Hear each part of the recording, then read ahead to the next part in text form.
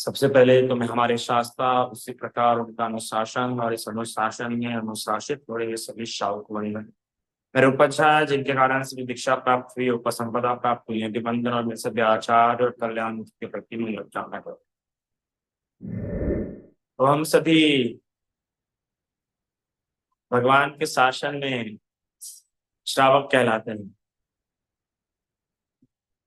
श्रावक मतलब जो अनुश्रवण करता है। अनुश्रवण करता है मतलब क्या? अनुश्रवण कैसे होता है? कैसे किसी के पथ का अनुसरण होता है? ये क्या पता है तुम्हें? श्रवण, अनुसरण और अनुगमन, ये सब का मतलब होता है चलना। कैसे चलना? स्वतंत्र होके चलना या किसी के पीछे चलना। जो चल रहा है उसके पैरों को देखते देखते या उसके पैरों की छाप को जो पड़ी है उस जमीन पर उसको देख के चलना। जब हम यहाँ पे कह रहे हैं चलना तो हमारे कहने का मतलब ये नहीं कि आप पूर्ण रूप से स्वतंत्र है, और हम ये भी नहीं कह रहे कि आप बंधे हो गए हैं। बंधन यहाँ पे बिल्कुल ही मत समझना कि आप मुक्त है चलने के लिए। आप चयन के लिए मुक्त है, और अभी हर चीज में आप चयन नहीं कर सकते कि मैं ये बात मानूंगा, मैं वो बात मानूंगा। आजकल बहुत लोग अपने आप को एग्नोस्टिक बुद्धिस्ट भी मानते हैं, जिसमें कि उनको जो ठीक लगे बुद्धिज्म का वो एक्सेप्ट करते, जो ठीक नहीं लगा वो छोड़ देते। ऐसा नहीं। इस प्रकार की चयन, इस प्रकार की स्वतंत्रता उपलब्ध नहीं है आपको। आप इस बात में स्वतंत्र है कि मैं इस पथ पे चलूं या ना चलूं, ये चयन करने में आप स्वतंत्र है। पर एक बार आपने ये चयन कर लिया कि मुझे इस पथ पर चलना है, चलने के बाद आप किस दिशा को चूज करूं, कितने स्पीड चलो, कितने स्लो चलो, इस बात के चयन के लिए आप स्वतंत्र नहीं हैं। अपने मन के मुताबिक आप धर्म को नहीं जी सकते यार। धर्म जो बताता है जीवन में वो उतारना होता, अपने हिसाब से नहीं उतार सकते। जैसे जैसे चलेंगे फल स्वरूप परिवर्तन स्वरूप जो जो प्राप्त हो जाएगा उसको जानते समझते आपको पालन करना आवश्यक है। जो हम कह रहे हैं कि चलना है पर स्वतंत्र नहीं, चयन करना है कि चलूं या न चलूं। और चलना, जब मान लिए कि चलना है तो अनुगमन करना है, अनुसरण करना है। तो क्या ऐसा तो जो पैरों की छाप है उस छाप का पीछा करते करते चलना है। ये पैरों की छाप इसलिए है कि मिट्टी गीली थी, बारिश आई थी तो मिट्टी क्या थी, गीली थी। अब उस गीली मिट्टी पे जो जो चले उनके पैरों की छाप गिर गई है। तो भी आपको क्या करना है? अभी आपको रास्ता खोजना नहीं है, अभी आपको रास्ता ढूंढना नहीं है, बस इन पैरों का पीछा करते करते चलना है। और ऐसा नहीं कि एक दो पैरों के निशान है, कई सारे पैरों के निशान, तो शंका की बात ही नहीं है। ऐसा नहीं कि आप अकेले चल रहे हैं, आपके पहले बहुत लोग चल चुके हैं। अगर एक ही व्यक्ति के पैरों के निशान होते इस मिट्टी पे, गीली मिट्टी पे, तो हम कह सकते थे कि जिस जो व्यक्ति चला है क्या सही में उसे मंजिल मिली कि नहीं मिली, या बस अपने मन के मुताबिक चल के गया। पर बहुत लोग चल चुके हैं, बहुत के पैरों में छाप है, तो इतने लोग गलत नहीं हो सकते। तो इस प्रकार से चलना है आपको उसमें। अब याद रखना, बारिश आई थी, मिट्टी गीली हो चुकी थी, उस गीली मिट्टी पे जो निशान है ये तब तक ही है जब तक गीली ना है। जिस दिन मिट्टी सूख गई, जिस दिन तूफान आना शुरू हो गया, जिस दिन और बरसात आना शुरू हो गई, ये सारे जो पैरों के निशान है मिट जाते हैं। जल्दी करना होगा, पैरों के निशान मिटने के पहले ही जब करना होगा। उसी प्रकार ये बुद्ध शासन भी एक समय तक के लिए है, एक समय तक ही ये चल पाएंगे। एक समय तक ही लोग इसे अनुस्मरण कर पाएंगे, श्रवण कर पाएंगे, सुन पाएंगे। तब तक के आपको अपना फल निश्चित करना है, अपना निर्णय ले लेना है आपको। उसके बाद निर्णय आप लेने के लिए भी नहीं बच पाएंगे। बुद्ध शासन जाने के बाद आप निर्णय भी नहीं ले पाएंगे, निर्णय भी अभी ही करना होगा। आज ज्ञान प्रचुर मात्रा में उपलब्ध है, आसानी से उपलब्ध है, तो भटकने के ज्यादा चांसेस। सुख सुविधा ज्यादा है तो भटकने के ज्यादा चांसेस है। जहाँ पे सुख है वहां पे बुद्ध की शिक्षा सरलता से समझ में नहीं आती है। जो संसार में सुख देखता है उसे भी बुद्ध की शिक्षा समझ में नहीं आ सकती। जो संसार में सिर्फ और सिर्फ प्रेम चाहता है, आसक्ति चाहता है, रिश्ते बनाना चाहता है, वो बुद्ध की शिक्षा को समझ नहीं सकता। कैसे समझेंगे? क्योंकि सुखी सुख दिख रहा। बुद्धि की शिक्षा तो उससे ही दिखेंगे ना जो संसार का दुख देखता है, जो दुखी दिखता है। तो बुद्धि की शिक्षा समझनी होगी, संसार के दुखों को भी समझना है। बरसात का आनंद ले रहे हो तो ज्यादा बरसात के नुकसान भी पता होना आवश्यक है। बरसात में बैठ के गीले हो रहे हो तो इस बात का बोध होना भी आवश्यक है कि अगर ज्यादा भीग गया, अपने आप को कंट्रोल नहीं किया, छतरी जल्दी नहीं लिया, शरीर जल्दी नहीं सुखाया, टावेल से खुद को नहीं पहुंचा, सर नहीं पहुंचा, तो बुखार आ सकता है, बुखार चढ़ सकता है, बुखार से मृत्यु भी हो सकती है। सर्दी हो सकती है, सर्दी परेशान कर सकती है, खांसी हो सकती है, खांसी परेशान करेगी। तो जिस बरसात में आनंद लेना चाहते हो उस बरसात के नुकसान भी होते हैं। तो इसलिए बरसात किस प्रकार से बरसात में खड़े होना ये भी पता होना चाहिए। उसी प्रकार धर्म धर्म की वर्षा में अगर भीगना चाहते हो तो किस प्रकार से भीगना है वो भी पता होना आवश्यक है। वरना बरसात आई और उस समय तुम घर के अंदर हो, नहीं भीग पाओगे। बरसात आई तुम छतरी लेके खड़े हो, नहीं भीग पाओगे। बरसात का आनंद मिलेगा ही नहीं तुम लोग। बरसात आके भी गई, आ भी रही है, बरस भी रही है, पर एक बूंद भी तुम भिगो नहीं पाए, छतरी लेके खड़े थे। उसी प्रकार जो मिथ्या दिट्ठिया लेके है, मिथ्या दिट्ठिया से घिरा हुआ है, वो इस धर्म की वर्षा में नहीं हो सकता। आप लोग देख ही रहे होंगे ना कि किस प्रकार से ये जो लोग हैं,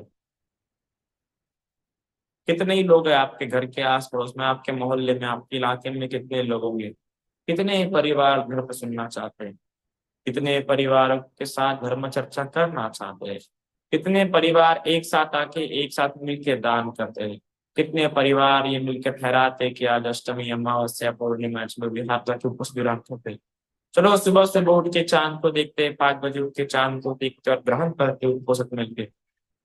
चलो फिर रात हो गई तो सब मिलके जाके चांद के नीचे बैठते और धर्म चर्चा करते। ऐसा मन करता है? क्यों नहीं करता? क्योंकि हाथ में मोबाइल रखा हुआ है, आंखों के सामने टीवी रखी है और हम सोफे पे बैठे हुए हैं। ये सुख टीवी देखने का मैं इसलिए कर रहा था क्योंकि उसमें सुख मिल रहा है, उसमें सुख दिख रहा है। फोन चलाने का इसलिए मन कर रहा है क्योंकि फोन में सुख मिल रहा है, सुख दिख रहा है। सोफे पे बैठने का इसलिए मन कर रहा है कि सोफे पे आराम मिल रहा है, सुख मिल रहा है, सुख दिख रहा है। जब सुख मिल रहा है, सुख दिख रहा है, तो सुख छोड़े क्यों जाओगे? क्यों?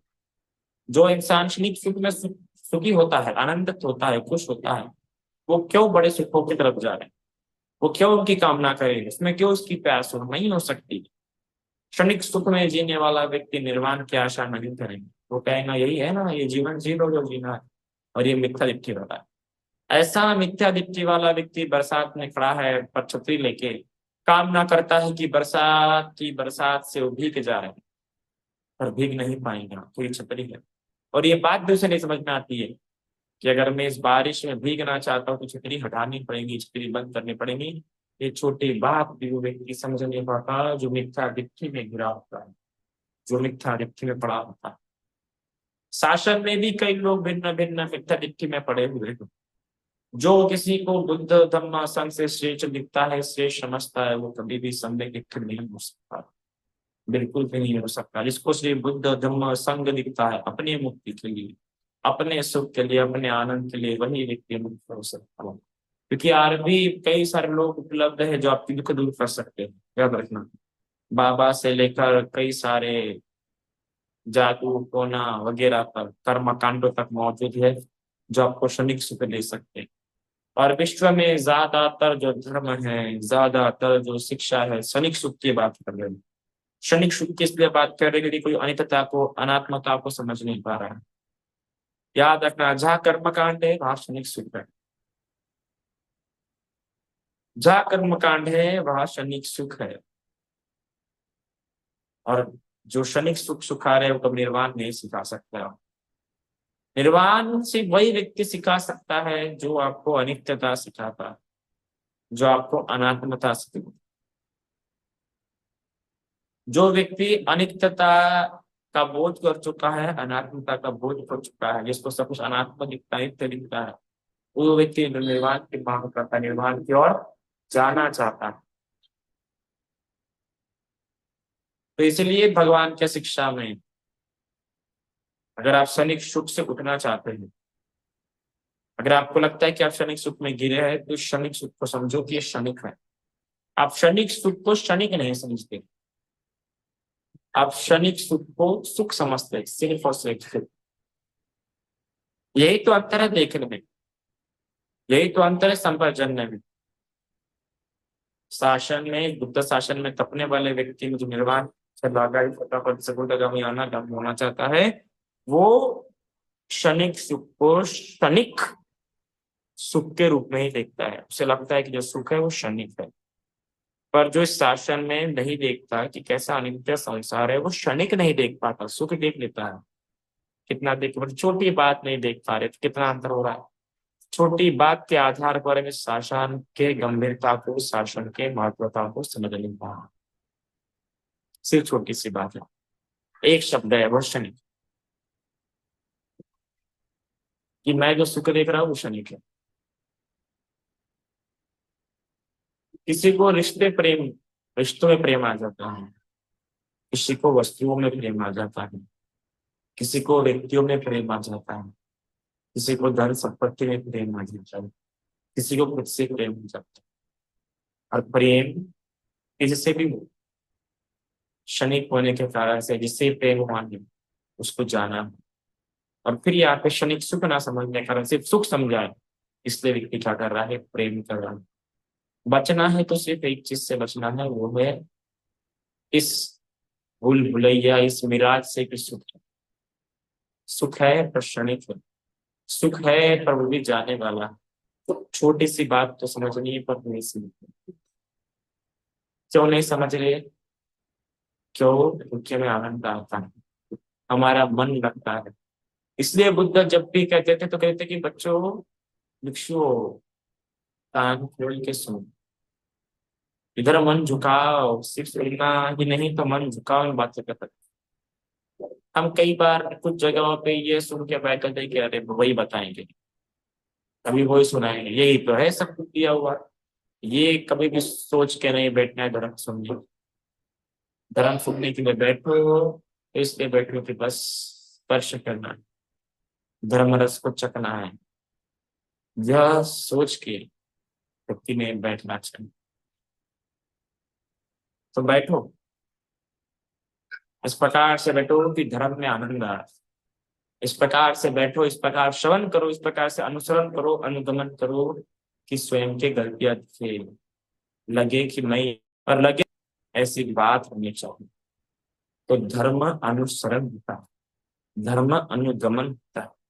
इस संसार में ज्यादातर लोग कर्मकांड करना चाहते हैं, इसलिए तो कह रहे हैं ना कि सीधा चलने वाला, इससे मतलब नहीं कि वो जिस रास्ते पे चल रहा है वो कैसा है, उससे बस इतना मतलब है कि ये सीधा रास्ता है, अर्थात ठीक रास्ता है कि नहीं, अच्छा रास्ता है कि नहीं, नेकी रास्ता है कि नहीं। वो रास्ता उसे कितना भी,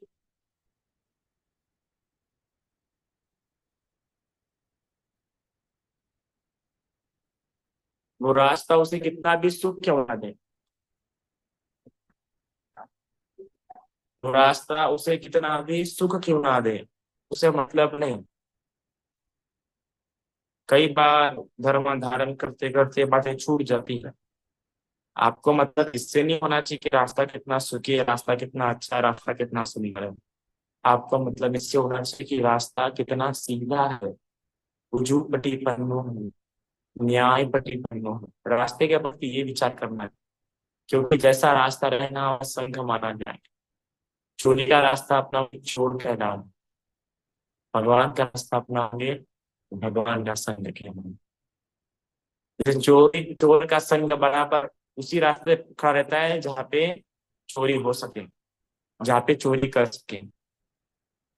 उसी प्रकार अच्छे लोग वही खड़े रहते हैं, वही पे बैठते हैं जहाँ पे अच्छे लोग अच्छी बातें कर सकते। अच्छे लोग आपको टपरी पे नहीं मिलने वाले, चौक पे नहीं मिलने वाले, वहां बुरे लोग ही मिलेंगे। अच्छे लोग आपके धर्मों के स्थान पे मिलने वाले हैं, जब धर्म के चर्चा होगी। इसलिए इसीलिए भी इसे श्रावक संघ कहा जाता है। तो इस श्रावक संघ को समझो। इतना आज के लिए काफी है। साधु साधु साधु।